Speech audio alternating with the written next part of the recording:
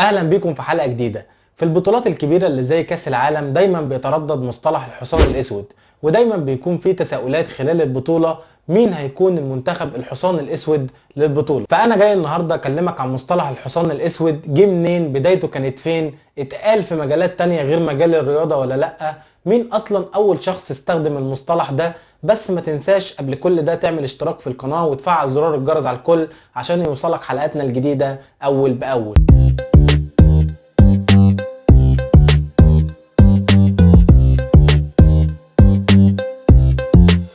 مبدئيا لازم تعرف ان مصطلح الحصان الاسود مش مقتصر على المجال الرياضي بس، ده مصطلح منتشر بيتردد في مجالات كتير زي مجال السياسة ومجال الرياضة واي مجال فيه اطراف متنافسة وبينهم نزاع او سباق او صراع. طب امتى نقدر نقول على منتخب في بطولة كبيرة زي كاس العالم ان فعلا المنتخب ده كان الحصان الاسود للبطولة؟ مصطلح الحصان الاسود يا صديقي دايما بيطلق على الطرف محدود الامكانيات، الطرف اللي غير متوقع انه يحقق نتائج ايجابيه خلال البطوله ويوصل فيها لادوار متقدمه. ودايما المنتخبات اللي بيطلق عليها لقب الحصان الاسود ما بيبقاش عندها الشهره الكبيره ولا بتملك تاريخ كبير في البطولات اللي زي دي. معنى كده ان احنا ما نقدرش ندي اللقب ده لمنتخبات كبيره زي البرازيل، زي الارجنتين، زي المانيا، زي اسبانيا، زي فرنسا. دي كلها منتخبات كبيره طبيعي جدا انها توصل لمراحل متقدمه في البطوله، فما نقدرش نطلق عليها لقب الحصان الاسود. طب تعالى مع بعض ندي امثله على منتخبات خدت لقب الحصان الاسود في بطولات كبيره.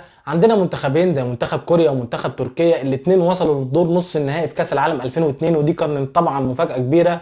عندنا منتخب زي كرواتيا وصل لنهائي كاس العالم روسيا 2018 ودي طبعا كانت مفاجاه كبيره جدا. منتخب زي اليونان خد بطوله يورو 2004 ودي كانت مفاجاه العالم كله اتفاجئ بيها. منتخب كوستاريكا في كاس العالم 2014 وصل للدور ربع النهائي، اتصدر مجموعه كان فيها انجلترا وايطاليا واوروجواي، مجموعه كان المفروض ان هو يبقى متزايل الترتيب فيها، فكانت مفاجاه كبيره جدا. فكده نقدر نقول على منتخب كوستاريكا في كاس العالم 2014 انه كان الحصان الاسود للبطوله. طب نيجي بقى لاصل المصطلح. مصطلح الحصان الاسود ده ظهر لاول مره امتى وفين بالظبط؟ فالمصطلح يا صديقي ظهر لأول مرة سنة 1831 في رواية اسمها ذا يانج دوك. الرواية بتحكي عن سباق خيول حضره البطل الرئيسي للرواية، والبطل الرئيسي للرواية ده راهن على فوز حصان مجهول وغير معلوم، وبالفعل الحصان اللي راهن عليه ده فاز بالسباق، ومن هنا أطلق عليه لقب الحصان الاسود. وبالمناسبة الحصان اللي فاز واللي راهن عليه بطل روايتنا كان لونه ابيض، ما كانش لونه اسود خالص،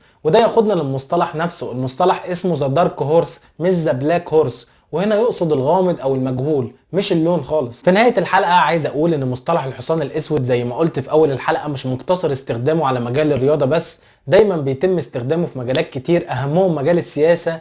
دايما في الانتخابات الرئاسية بيتم استخدام مصطلح الحصان الاسود لما بيكون في انتخابات رئاسية وفي مرشح مغمور مش متوقع خالص انه يكسب بيطلق عليه لقب الحصان الاسود.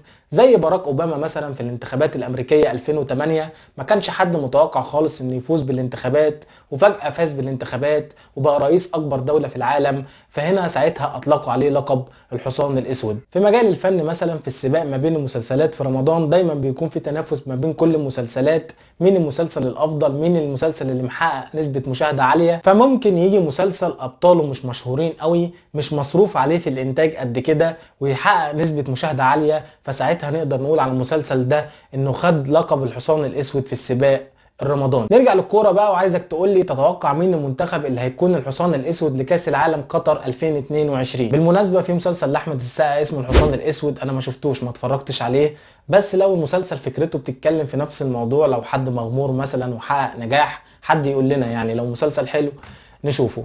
انتهت حلقتنا على كده، ما تنساش تعمل اشتراك في القناة وتفعل زرار الجرس على الكل عشان يوصلك حلقاتنا الجديدة اول باول، ولو الحلقة عجبتك اعمل لها لايك، ما عجبتكش ما تعملش. ونشوفكم الحلقة الجاية ان شاء الله. السلام عليكم ورحمة الله وبركاته.